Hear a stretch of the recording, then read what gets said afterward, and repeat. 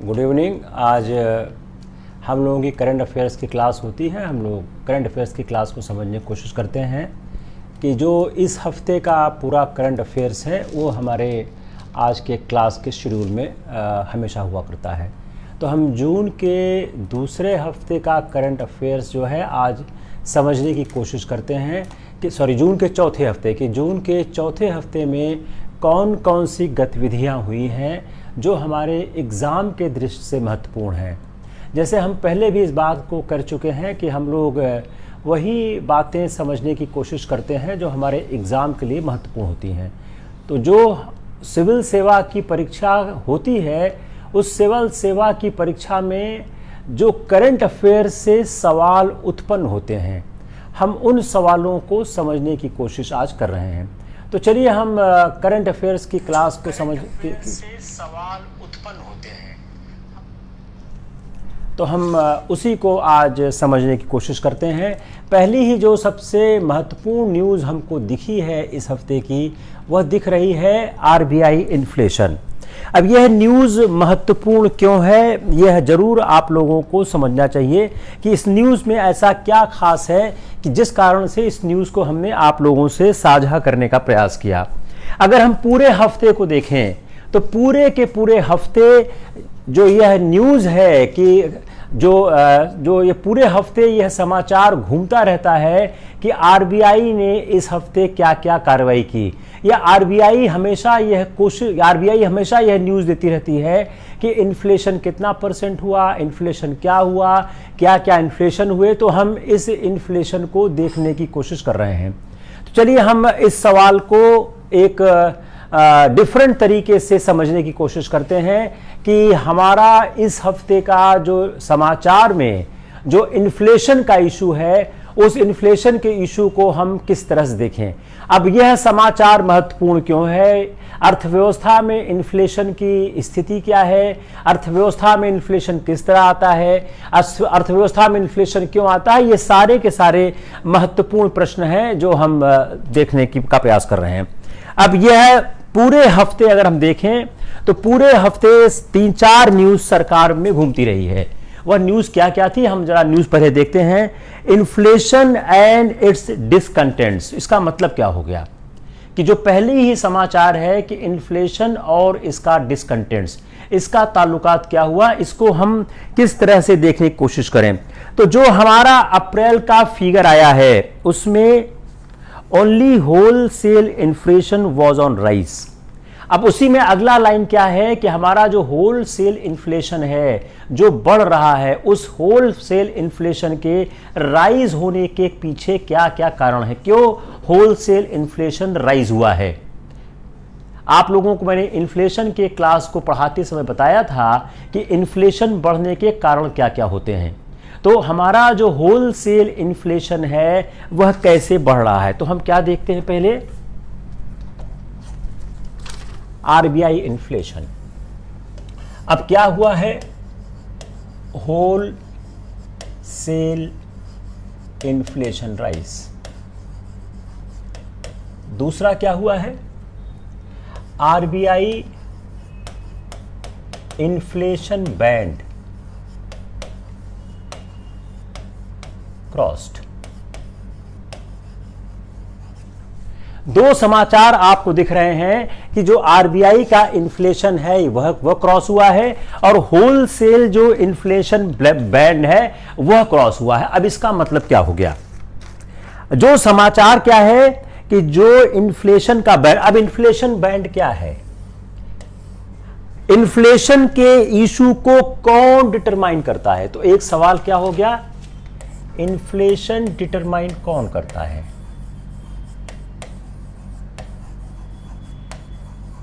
बताइए, इन्फ्लेशन को डिटरमाइन कौन करता है, गिव आंसर। सारा आंसर मेरे कोई देने की जरूरत नहीं है, इन्फ्लेशन को डिटरमाइन कौन करता है, give me answer.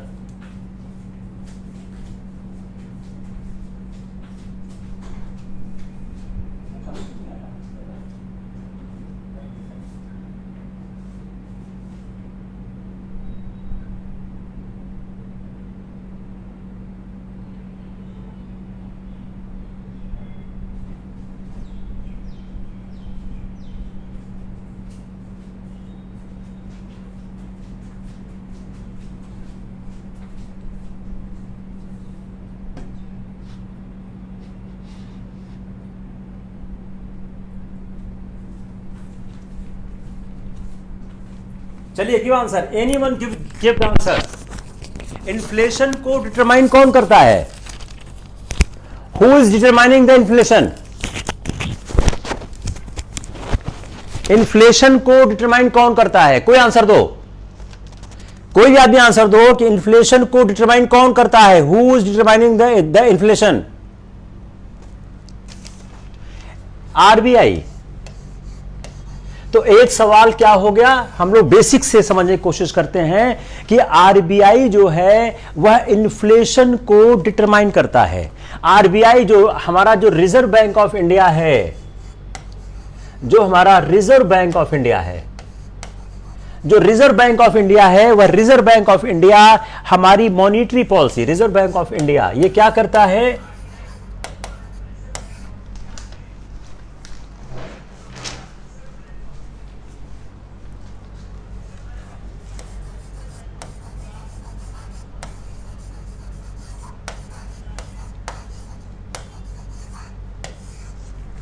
Got this question? Tell me, सवाल आया कि नहीं आया कि हमारी मॉनिटरी पॉलिसी को कौन करता है determine? Reserve Bank of India. तो एक सवाल क्या हो गया आपके प्रीलिम्स का? आसान सा सवाल हम कह सकते हैं इसको। आसान सा सवाल हम क्यों कह सकते हैं कि रिजर्व के हमारा जो मॉनिटरी पॉलिसी है या हमारे इन्फ्लेशन के इशू को कौन डिटरमाइन करता है? आंसर क्या हो गया? Reserve Bank of India. Got it? अब इन्फ्लेशन के साथ इशू क्या हुआ कि जो कहा गया कि only wholesale inflation was rise, wholesale inflation was rise.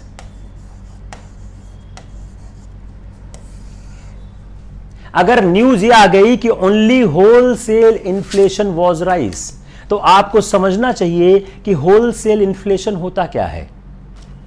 दूसरा, उन्होंने कहा कि जो हमारा होल सेल इन्फ्लेशन है यह राइज क्यों हुआ? Led by fuel and commodity price.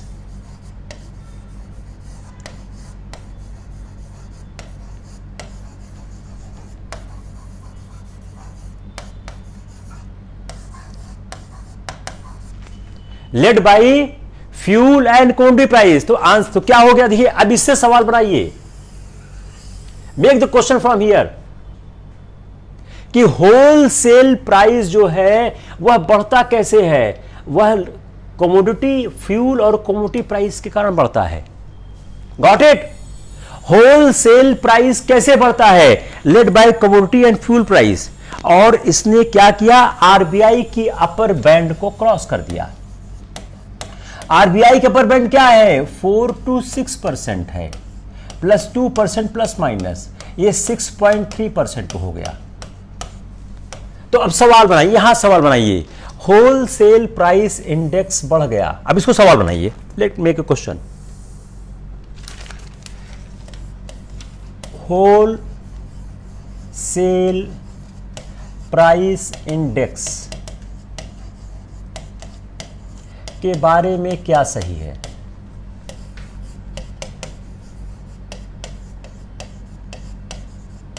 ए, यह आरबीआई द्वारा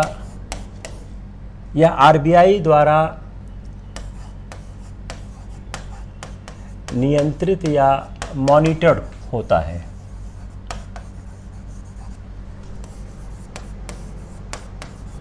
बी, इसके लिए छह प्रतिशत का बैंड आरबीआई ने दिया है।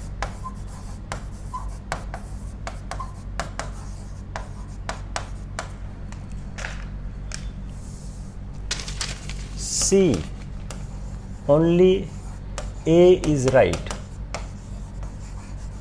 D, A and B is right. बताइए, give the answer. Give the answer. Give the answer.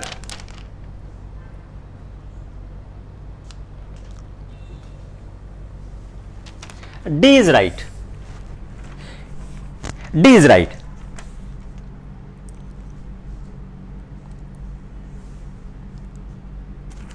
अब जब इन्फ्लेशन राइज करता है, देखिए मैं सारा आपको न्यूज़पेपर से पढ़ के निकाल रहा हूं। इन्फ्लेशन जब राइज करता है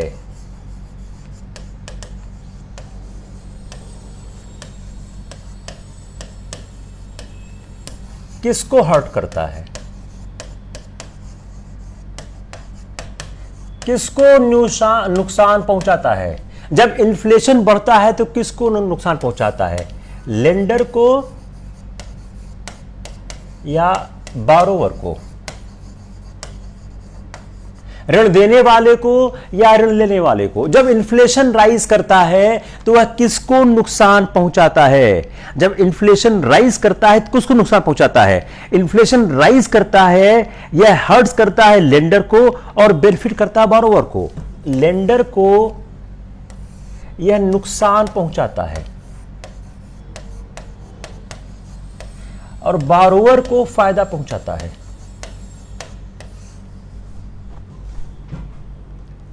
यह लेंडर को नुकसान पहुंचाता है। सुधांशु मिश्रा, आपने सीएसओ लिखा, ठीक बात है, सीएसओ इसका सूची बनाता है, लेकिन आईएएस में यह सवाल आने की संभावनाएं ऑलमोस्ट शून्य है कि इसको कौन बनाता है। जानना जरूरी है। हम एक डीपर कॉन्सेप्ट को समझने की कोशिश कर रहे हैं। Rather than throwing your knowledge unnecessary, you try to understand the concept. Concept आपको बिल्कुल पता नहीं, वो कॉन्सेप्ट समझिए। आप जबरदस्ती नॉलेज मत थ्रो करिए कि हमको पता है सीएसओ बनाता है। अच्छी बात है, पिछले लेक्चर में हमने इसको लिया हुआ है। आप थोड़ा ध्यान लगाइए कि लेक्चर में ये बात चल क्या रही है और सवाल यहीं से आएगा। तो जो इन्फ्लेशन राइज करता है यह किसको नुकसान पहुंचाता है, यह लेंडर को नुकसान ज्यादा पहुंचाता है और बारोवर को फायदा करता है। अब यहां से हम एक संबंध की स्थापना कोशिश करते हैं। अब यहां से हम एक संबंध की स्थापना की कोशिश करते हैं कि जो गवर्नमेंट है वह बिगेस्ट बोरोवर है। गवर्नमेंट बिगेस्ट बोरोवर है। सरकार सबसे ज्यादा ऋण लेती है। गवर्नमेंट क्या है, वह बिगेस्ट बोरोवर है और उसको फायदा होगा हाई इन्फ्लेशन पे। तो इससे क्या होगा, इसको फायदा होगा। इसी दो कॉन्सेप्ट को ऐड करके सवाल बना देंगे वो कि जो इन्फ्लेशन किसको नुकसान पहुंचाता है, to whom inflation hurt more to the lender and give benefit to the borrower. और जो गवर्नमेंट है वह one of the biggest borrower है, इसलिए जो हाई इन्फ्लेशन होगा उससे गवर्नमेंट को फायदा होगा। और उससे फायदा क्या होगा, it will lower the national debt load. जो नेशनल डेट लोड है वह लोअर होगा।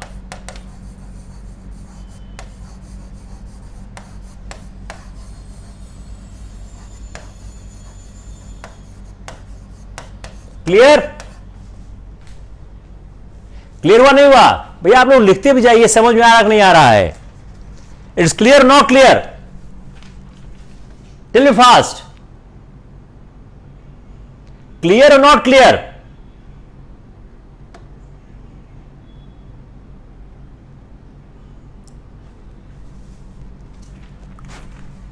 फिर से रिपीट करता हूं, यह बड़ा इंटरेस्टिंग कॉन्सेप्ट है। इन्फ्लेशन जब राइज करता है, राइजिंग इन्फ्लेशन में किसको फायदा नुकसान होता है? जो लेंडर है। लेंडर कौन है? जो ऋणदाता है। जितना धीमे के उतना धीमे चलते हैं। ऋणदाता को नुकसान होता है। सॉरी, लेंडर कौन होगा? हाँ, और ऋण लेने वाले को, ऋण ग्राहता को फायदा होगा। अब गवर्नमेंट क्या है, वह बिगेस्ट बोरोवर है। गवर्नमेंट जो है वो सबसे ज्यादा ऋण लेती है, तो इसलिए क्या होगा, गवर्नमेंट बिगेस्ट बोरोवर है, गवर्नमेंट को फायदा होगा। नेशनल डेट लोड लोअर होगा। अब इसी को सवाल में लाइए, इन्फ्लेशन राइज होने से क्या होता है? ए,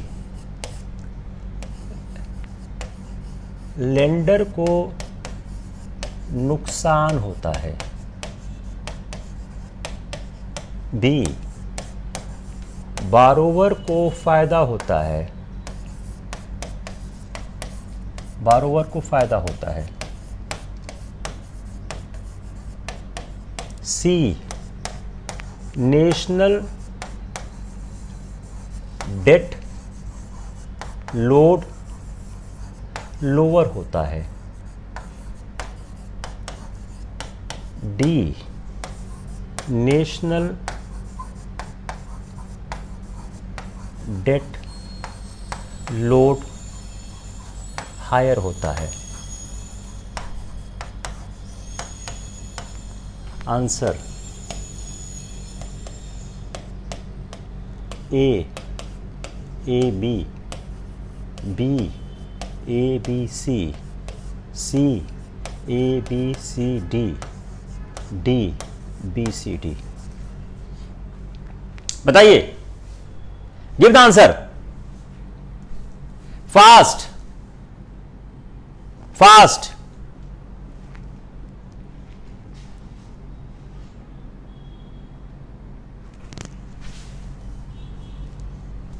मजा आया कि नहीं आया?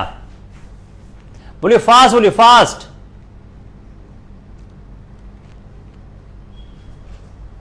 It's clear?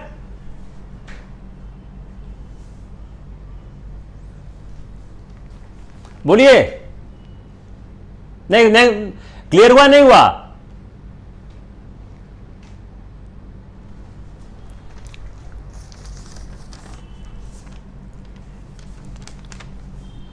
Very good, very good. देखिए, सवाल ऐसे ही आते हैं, सवाल इसी तरह से आते हैं जैसा मैं कोशिश कर रहा हूं। इन्फ्लेशन क्या करता है? इन्फ्लेशन क्या करता है? Inflation reduces purchasing power. Inflation purchasing power को रिड्यूस कर देता है। Inflation purchases reducing power. तो जो इन्फ्लेशन है यह परचेजिंग पावर को कम कर देता है। इससे क्या होता है? तो इन्फ्लेशन जब रिड्यूस करता है परचेजिंग पावर से और हिट करता है प्राइवेट कंजम्पशन को। इसी से आप जोड़िए, जब परचेजिंग पावर को रिड्यूस करेगा तो प्राइवेट कंजम्पशन को हिट करेगा।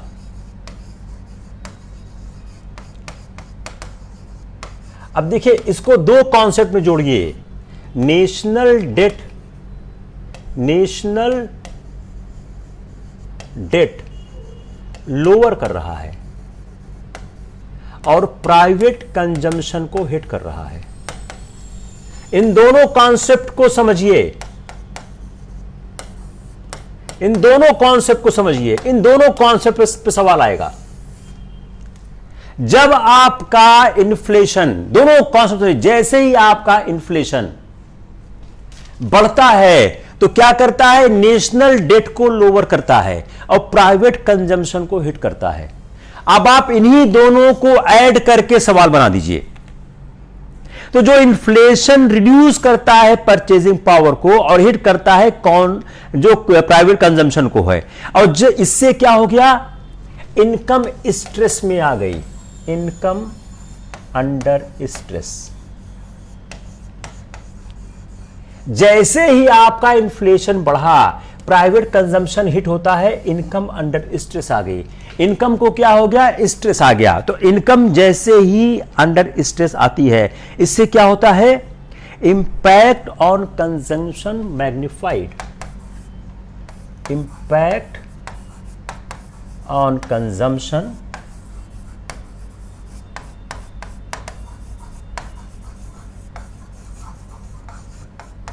मैं फिर रिपीट कर रहा हूं, मैं करंट अफेयर को सिर्फ एनालाइज कर रहा हूं।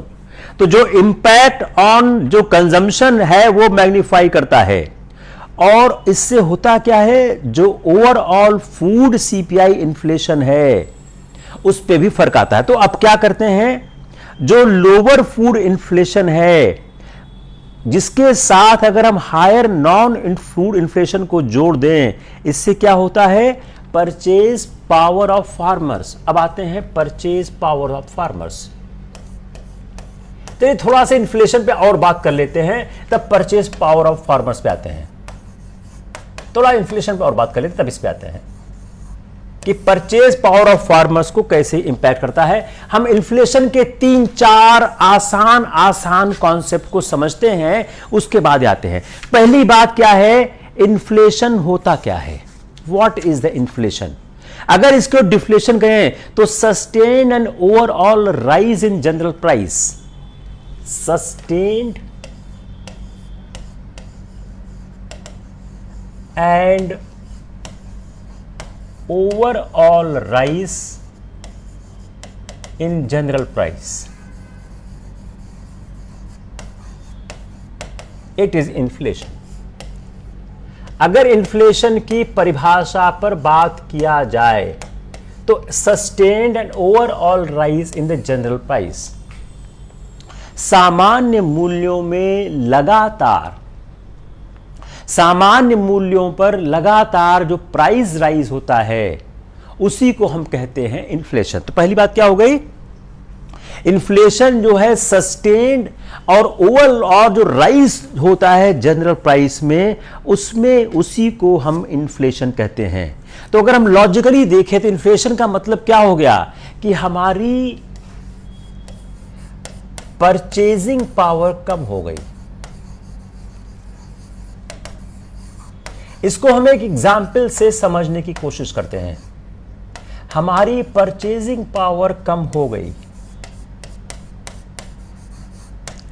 मान लीजिए मान लीजिए आपको आपके पिताजी 5,000 रुपया महीना देते हैं कि आप इलाहाबाद में रहो। दूध,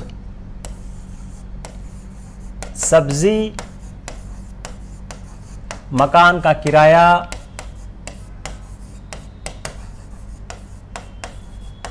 बिजली, इसके दाम बढ़ गए, या तो सारे के सारे दाम बढ़ गए या कुछ के दाम बढ़ गए। तो जो 5,000 रुपए में जितना सामान पहले खरीदते थे, मान लिया आपका दूध का कोटा था 1 लीटर प्रतिदिन, दूध का दाम था मान लीजिए 50 रुपया लीटर, अब हो गया 55 रुपया लीटर।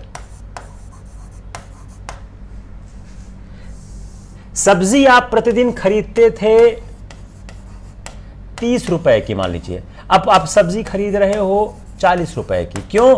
सब्जी इतनी है, दाम बढ़ गया। तो जो ओवरऑल प्राइस का राइज हो गया है, उससे क्या हो गई, आपकी परचेजिंग पावर कम हो गई। Your purchasing power deteriorated. Got this issue? समझ आया? आपकी परचेजिंग पावर जो है वह कमजोर हो गई।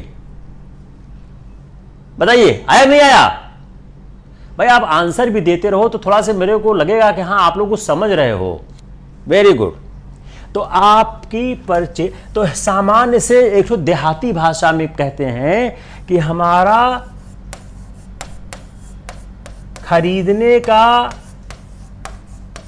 हैसियत कम हो गया। चलिए, हमारा खरीदने का हैसियत कम हो गया। अगर इसको हम सबसे आसान ढंग से आपकी भाषा में कहना चाहें तो क्या है, हमारा खरीदने का हैसियत कम हो गया, हमारी परचेजिंग पावर जो है वह डिटीरिएट कर गई।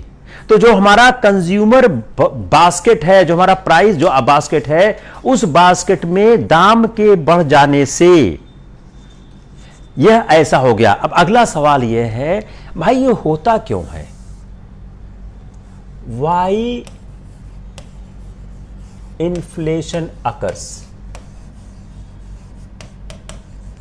इन्फ्लेशन होता क्यों है? Why inflation occurs?